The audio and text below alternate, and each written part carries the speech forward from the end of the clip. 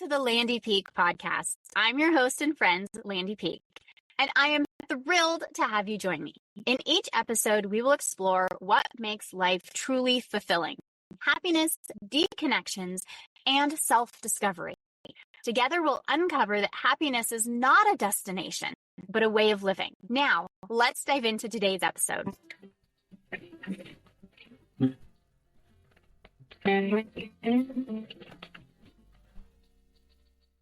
Hello, and welcome back to the Landy Peek podcast. This is your friend and host, Landy Peek, and I want to say hello to the beautiful souls listening today.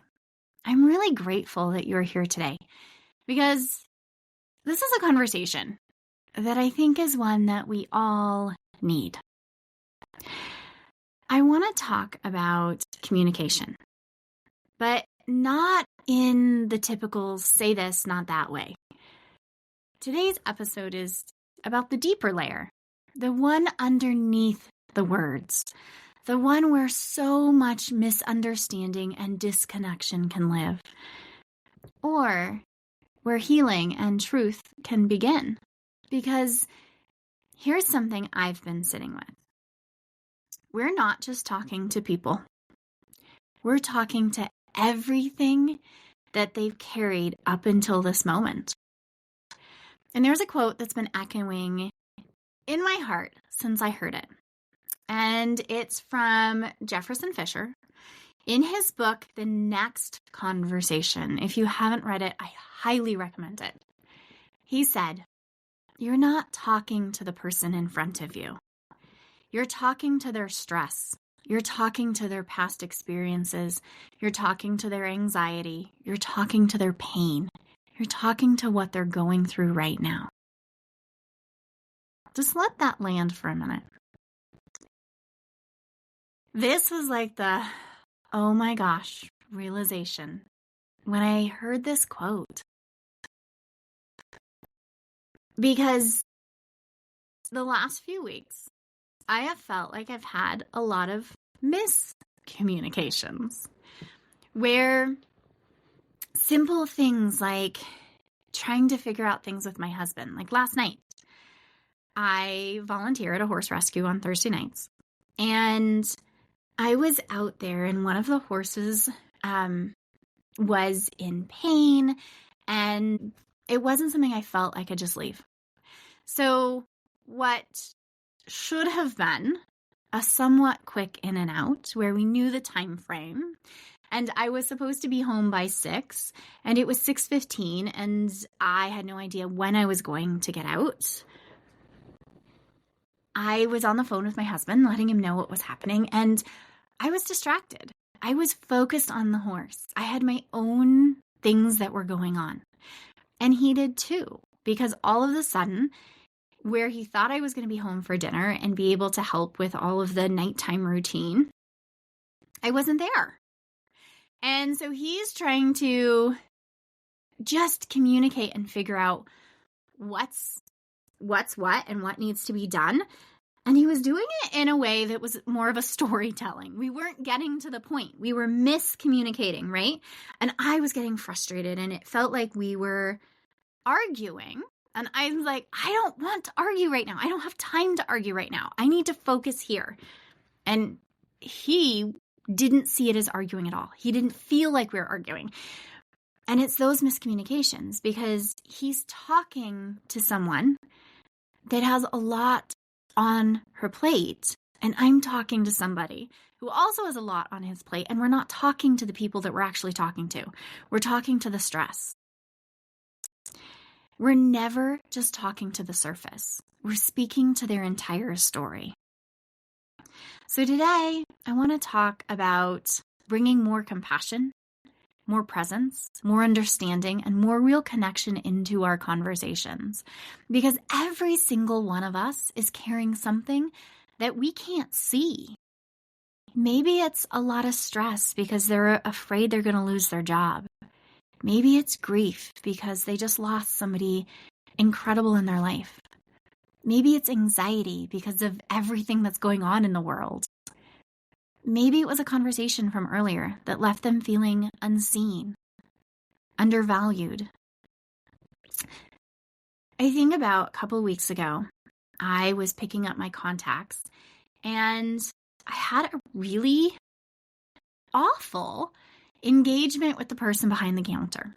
And I had felt like she was so incredibly rude to me. And in that moment, I am somebody who typically gives people a lot of grace, right? We're not meeting somebody at the surface level that maybe she's having a bad day. But in that moment, I was also somebody that was having a bad day and had stress and all of that on my own. And her rudeness was something that I just didn't let go. And so I commented on it. And in my mind, I was standing up for myself. Something that I've not been really good at doing in my life. I've been really passive in a lot of parts of my life. And here's this newfound courage and this new energy. And I'm not going to let people treat me in ways that I don't feel like I should be treated. So here's the thing. We were communicating with the people who were not actually standing in front of us, both the person behind the desk and me. And there are so many better ways that I could have communicated, so many different ways that I could have addressed what I felt like was rude behavior in a way that wasn't feeling triggered, taking a breath before I spoke instead of just being, you can't talk to me like that. You don't need to yell at me. I can hear just fine. It wasn't super helpful because when I said, you don't need to yell at me, I can hear just fine, it set her off even more. And so here we go into the spiral versus taking a step back, taking a breath. And when I heard this quote, it really helped me take that step back and let go of some of the anger and the grumpiness around that interaction, where I don't know what she was bringing into the interaction. Maybe the customer before me had been super rude to her. And so she's feeling off, and so she's already snappy. And we've all been there, right? You're snapping at family members, because that's the most common scenario. You're snapping at family members because you had a hard day at work, because you're stressed, because you're overwhelmed. And maybe she was. Maybe the person before her was super snappy. Maybe she's stressed or grieving or has anxiety. I don't know her story. But I dealt with the person I was seeing and not the person behind. Maybe the person that we're dealing with has years of feeling misunderstood or judged or not enough. Maybe there's silent heartbreak that they haven't even told anyone about. I had a therapist who once said that we each are carrying an invisible backpack full of rocks. And most people don't even realize that they're wearing it. But it's there, and it weighs on their shoulders and shapes their tone and tightens their jaw and closes their heart.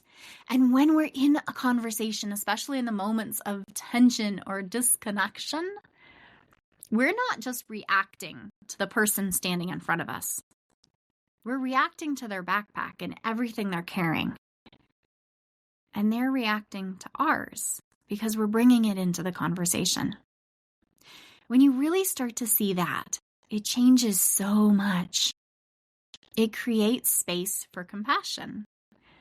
You know, I do a lot of inner child work myself and with clients, and one of the biggest things that comes up with that is defending parents, not wanting to blame parents.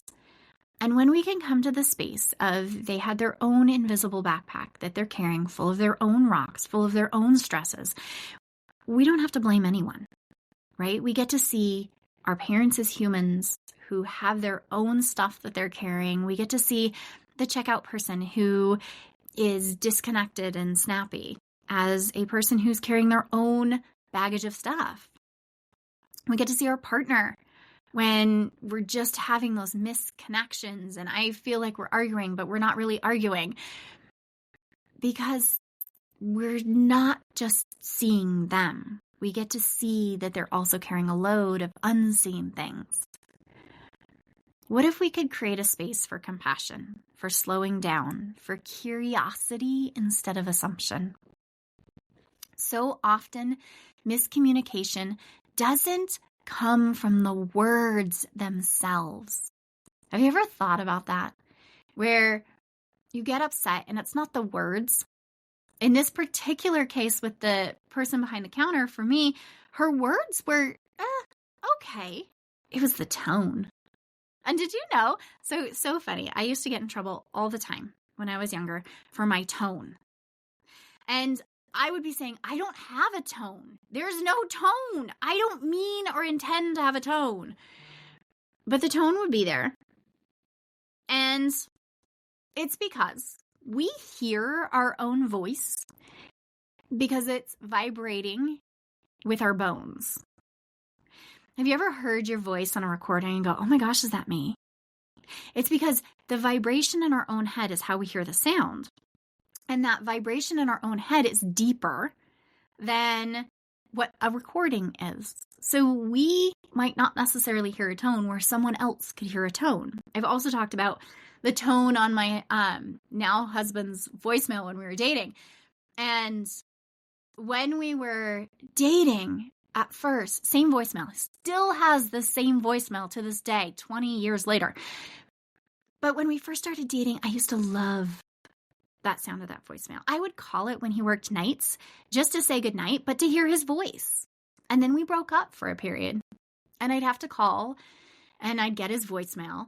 And he sounded such like an asshole. It's the same recording. It's my interpretation.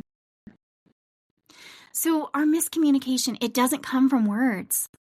It comes from the meaning that we're attaching to them. It comes from the filters that we're hearing them through. It comes from our nervous system. And our nervous system and our concerns and our stories are wrapping up into, am I safe or am I not? Am I being judged or am I not? Am I allowed to be honest? Am I okay? We have our past stories that we're wrapping into this. With the interaction, could there have been a trigger where she said something that just cued in to something that I've experienced in the past that just tips me off to, I have to defend myself, which is kind of where I went. Did I actually have to defend myself? Probably not. Probably would have been an okay interaction if I had just said, oh, she's grumpy and gone on. And without even knowing it, we are bringing our past into the present moment. You might say, hey, can we talk about something really quick? I've done this to my husband, right? And hey, can we talk? For him, and I had to be very careful when we first started dating. If I said, hey, can we talk? For him, that meant it's going to be a bad conversation. We're going to break up. That wasn't my intention at all. We're all bringing our own stories into each interaction. And so when I would say, hey, can we talk about something? Or hey, can we talk? His mind goes into, you're in trouble. This is going to be bad. We're going to break up. And maybe that's because growing up, that phrase always meant conflict. Or maybe that's an experience that they've had with a past relationship. And then they pull away. And then I think, well, they don't care. But what's really happening? They're overwhelmed. They're scared. They're tired. They've never been taught how to stay open in hard moments, right? It's a learned skill. We assume people are showing up fully available and regulated, but most of us are not at all available emotionally and regulated. We're trying to survive the day. And for me, it takes a lot of time with myself, a lot of work on myself to be in a space where I am available emotionally to talk about things, where my nervous system is fully regulated. And it also takes the circumstance. I have an easier time when I'm sitting down with a client to be in an available, regulated space than I am at the end of the day when my husband's trying to talk to me about something. Because most of us are just trying to survive the day. So what do we do? How do we show up with more presence? How do we speak in a way that honors the humanness in each one of us, not just the behaviors? We react to the behaviors really well. We see the behaviors for what we think they are. We see the behaviors for what we think they are. Just got off the phone with my bestie, and she's such an incredibly wise human being. I love her so much. And she said, it is easy to see people's needs when they are physically visible. It's easy to see when someone's in pain. It's easy to see when someone needs food. It's easy to see when someone needs new clothes. It's easy to see when somebody needs a bath.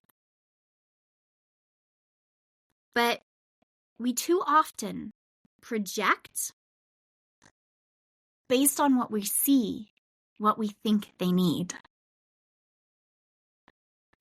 Think about that one.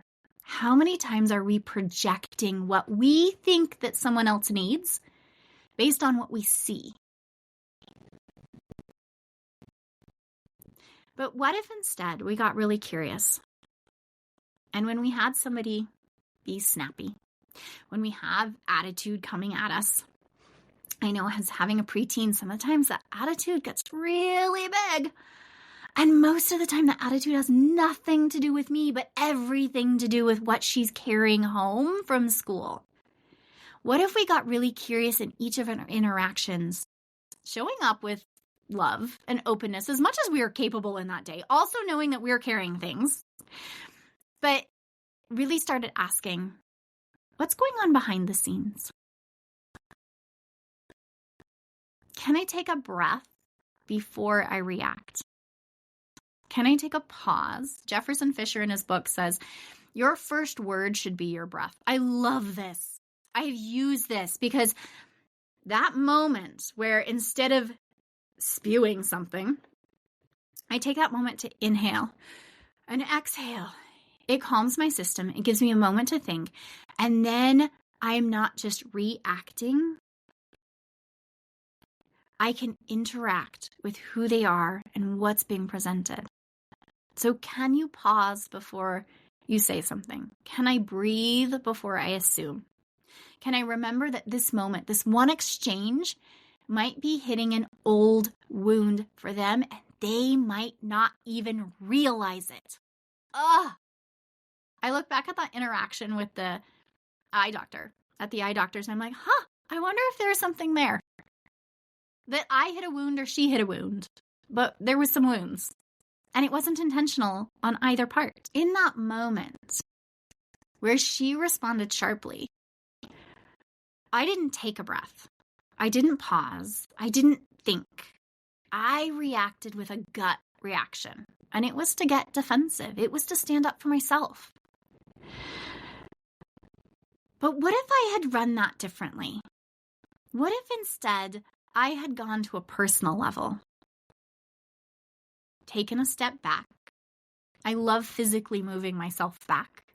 I notice because I'm on video while I'm working with clients on Zoom that I do sit back, giving myself and them more space. But what if I took a step back? I took a breath and I said, how's your day going? I typically start a lot of conversations genuinely curious about how people's days are going and what they're doing. And I have a lot of conversations with people. My daughter gets so frustrated with me because she's like, everywhere we go, you're talking to somebody. She's like, it's easier to go with dad. He just doesn't talk to people. But what if I had taken that moment and say, how's your day going? What's happening for you right now? Having more gratitude. Hey, thanks for helping me. It goes so far. I say thank you so many times a day. It's so funny because even when I ask Suri or Alexa for anything, I'm thanking them. And I love that Suri responds, you're welcome. But it would have shifted everything because I would have seen her for what's behind the person actually standing in front of me, with a sharp tone. Did she really have one? I don't know, because it hurt. I heard it. Was it intentional? I don't know, but I heard it. Because it wasn't about me. Whether she had a sharp tone or not, it wasn't about me. I didn't do anything in the 30 seconds that I stood in front of her and said, I'm here to pick up my contacts. It was everything about her stress, her pain, her own invisible backpack, and my invisible backpack reacting to what I thought I heard. Sometimes the most loving thing that we can do is to not take it personally. I love Mel Robbins' let them. Just let them. I should have just let her be grumpy. Not allowed it to shift to me. Not picked up what she was putting down. One of the greatest things that I heard was, just because somebody has invited you into an argument does not mean you need to accept the invitation. Just because there was snappiness and rudeness going out, I didn't have to pick it up. I chose to pick it up subconsciously, but I chose it. I could have let it just drop to the ground. Ignored the snappiness. Kept on with my day.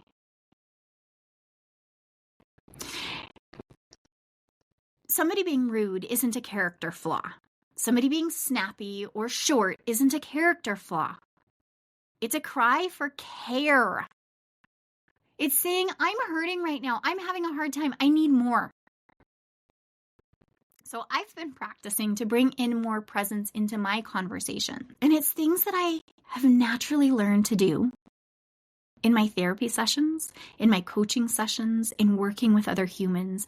When I really brought it in to my life, when I was working with kiddos who were having major tantrums.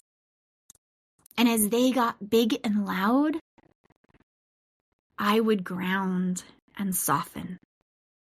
That doesn't mean I shrunk. It doesn't mean that I'm taking up less space.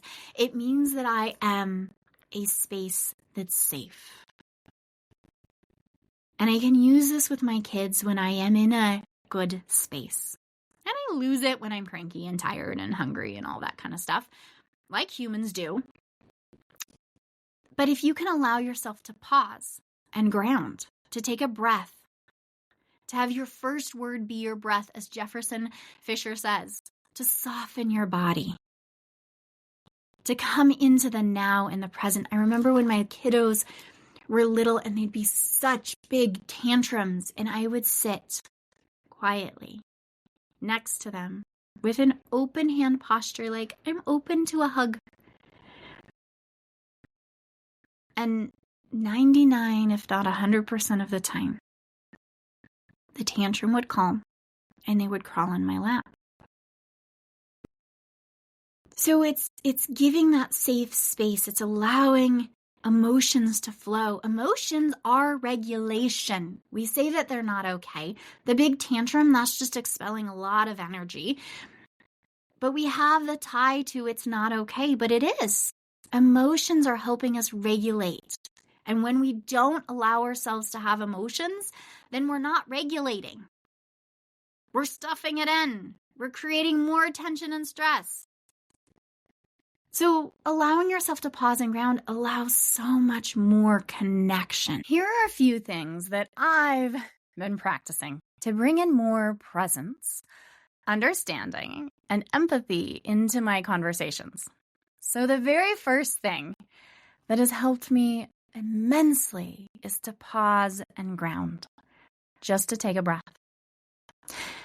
Allowing my body to soften, allowing me just a moment to think before I react.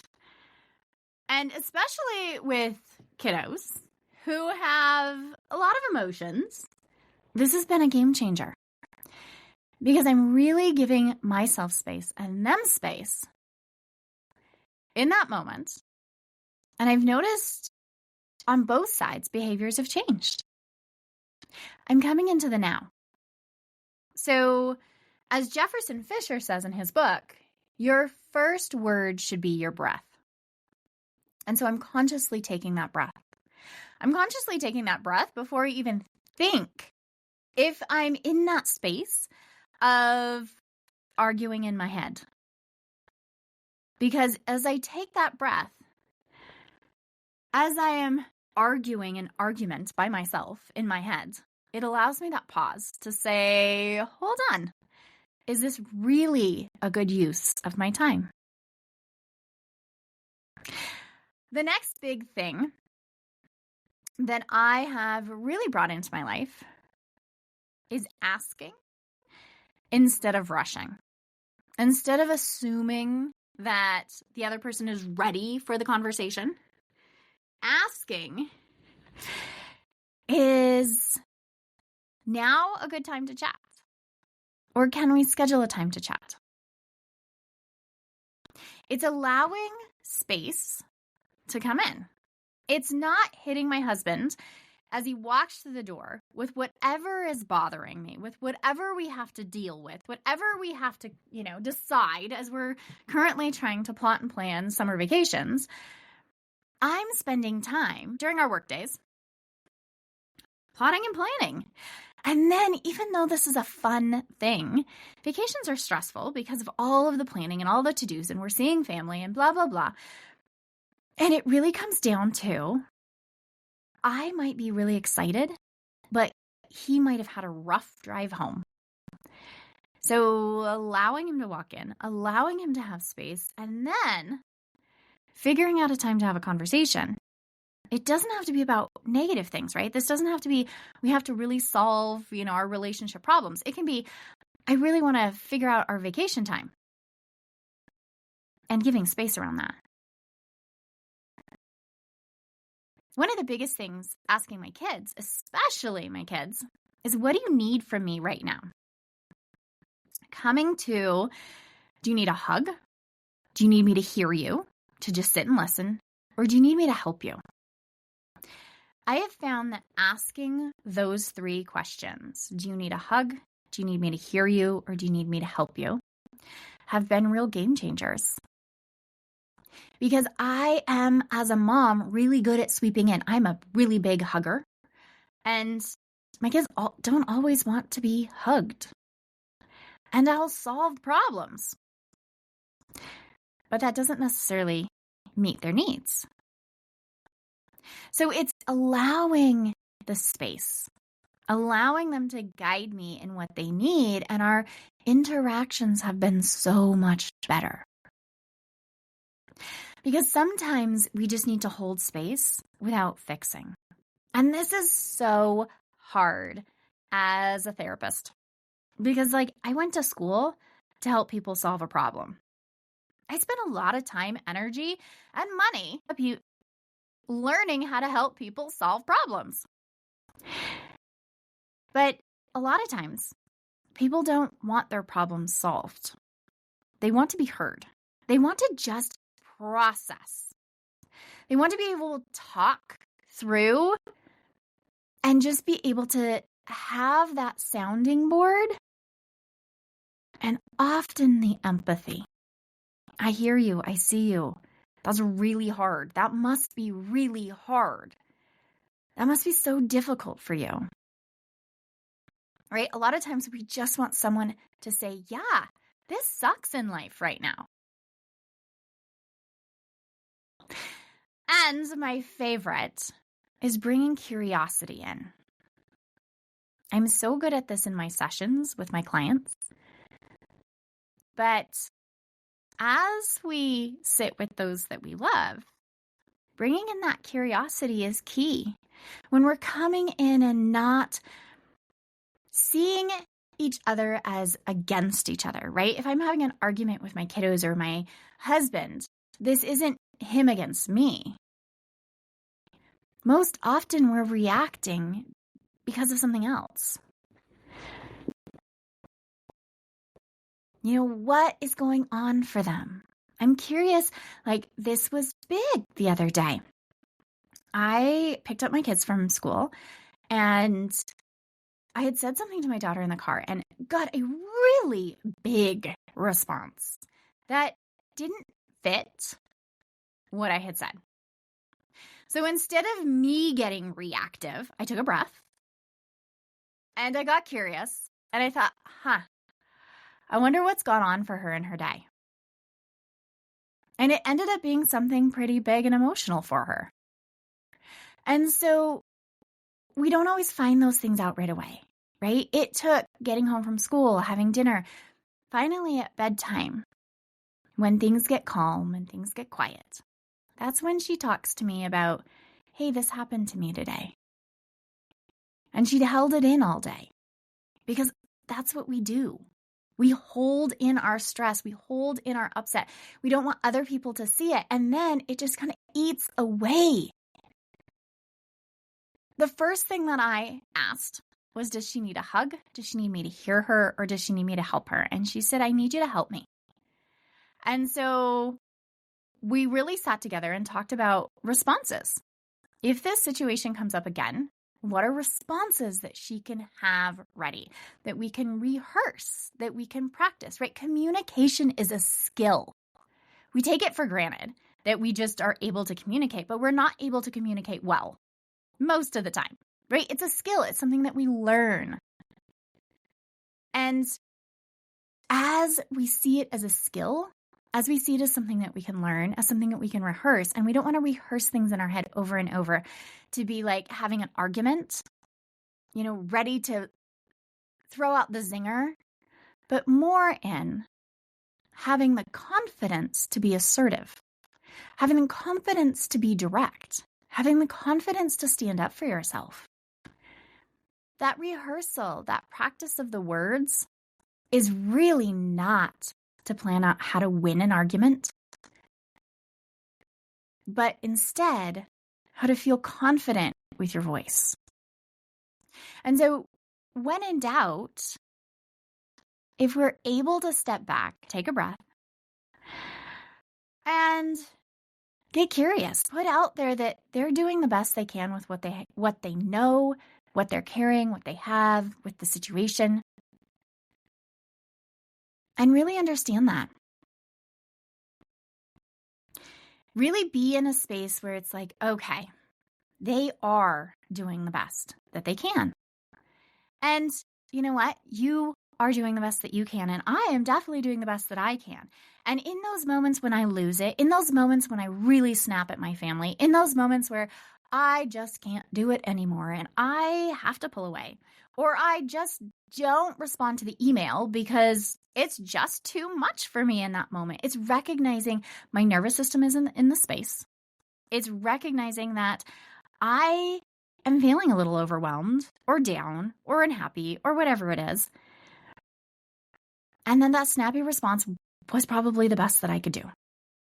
And I also am learning new skills and tools that can help me so I don't have those regrettable interactions as often. I'm never going to be perfect. I'm never going to not snap at people. Unfortunately, it's going to happen because I am going to be tired and hungry and stressed. And there is going to be that thing that just pushes me over the edge. And I own it. I own that it is not that other person that pushed me over the edge. It is just one more thing that my nervous system just couldn't handle. And that was it. So it's not beating myself up after, but sometimes that rehearsal, when we're rehearsing our communication, is going back and replaying it in a way that really felt better to us. Instead of snapping, seeing myself take a breath. I've been doing this. As I listened to Jefferson Fisher's book, I, over the last year, have had some tense communication with different people and communication that I wished had gone differently. That I wish I had responded in a different way. That as I listened to his book, I can see that if I had responded, if I had taken a breath, if I had not taken it as a personal attack, if I had just stepped back and been in my own grounded self, I would have reacted in a very, very different way, which could have, not saying it would have, but could have led to a different outcome. Because we all have that space. We've all had those times where we've lost it And we can learn from those communications. We can give ourselves more tools, more resources to be able to react in different ways in the future. And honestly, that breath is huge. So today I invite you to really see that the person in front of you is not really the person you're speaking to. That the person in front of you is more than just their words and their tone and their interactions. Allow yourself to get curious about their story. Allow yourselves to feel their humanity, that they are human. And they are probably doing the best that they can. And we don't know what they're carrying, and we don't know the interactions that happened before us. Let that curiosity really guide you in how you show up. Because if we come to this space of we're not enemies, because most of our interactions, we're really not enemies, especially with those that we love, we actually are rooting for the same thing. Because when we allow ourselves to soften, when we stay curious, when we choose to be in the present moment over our ego, over being right, over having the last word, because when we have the last word, that's often where we've just won up the nastiness. We don't just change our interactions. We don't change the conversations that we're having. We change how we're relating to other people, which in turn changes our relationships with other people. We can create that safe space for people to share, for people to land. We can create healing within ourselves and within the communication and interactions with others and within the other people as we are shifting and changing how we see them. This doesn't mean getting it perfect, but it can mean seeing them in a different light. Seeing that nasty comment about you probably had nothing to do with you. Seeing that when your kiddo snaps at you after school, not punishing them because they were rude, but understanding that there's probably something more going on. And just with this curiosity, with this pause, with a breath, maybe you can give someone the gift of being seen, really heard for the first time in probably a really long time. Because that's what we all want. Deep down, we all want to be seen and heard and valued. None of us want to have a fight. None of us want to have those tense interactions that we end up with. And then we're in that awkward place of we haven't quite made up, but, how do we deal? We can see that other humans don't always have the best communication skills. And that when somebody is avoiding you, it's probably because they don't know what to say. Or they have had their feelings hurt, or they feel threatened in some way by something that you said that you might not even realize is a trigger for them because you don't know the story. So today, I invite you to take a breath as your first word. I invite you to live in curiosity and to see someone in front of you who is being a difficult person as a person who is having a difficult time. I want to thank you so much for joining me in this conversation. If this episode stirred something in you, I'd love to hear from you. I'm also going to ask you to do a favor. I would love to grow this podcast. If you would share it, leave a review, and help someone else, it would mean the world to me. Because if every listener shared it with just one person, left a review so someone else can hear how much this conversation has helped you, you can change someone's life that you don't even know. And isn't that incredibly powerful? Just to think that each conversation we have has the possibility of changing someone's life that you will never meet. Each time you leave a review for me or someone else, you are leaving the possibility that you will change someone's life that you will never meet. And if you share this podcast, you are changing somebody's life that you have met and you do care about. And if you receive this podcast as a share from someone else, that is so awesome because it means that they care about you. It means that they want a better, deeper, stronger relationship with you because they want to have better communication with you. Allow yourself to be the change and allow yourself to have fun. And because I think it is so important for every human to hear, you are smart and brave and creative and talented and worthy and deserving of everything that your heart could desire. I am so grateful that you are here and you are in my life. I love you and I like you. And I wish you all the happiness that today can bring. We'll talk to you on the next podcast. Hey, before you go, just a little bit of legal. This podcast is designed for educational purposes only. It is not to replace any expert advice from your doctors, therapists, coaches, or any other professional that you would work with. It's just a chat with a friend, me, where we get curious about ideas, thoughts, and things that are going on in our lives. And as we're talking about friends, if you know someone who would benefit from the conversation today, please share. Because I think the more that we open up these conversations, the more benefit we all get. So until next time, give yourself a big hug from me and stay curious because that's the fun in this world.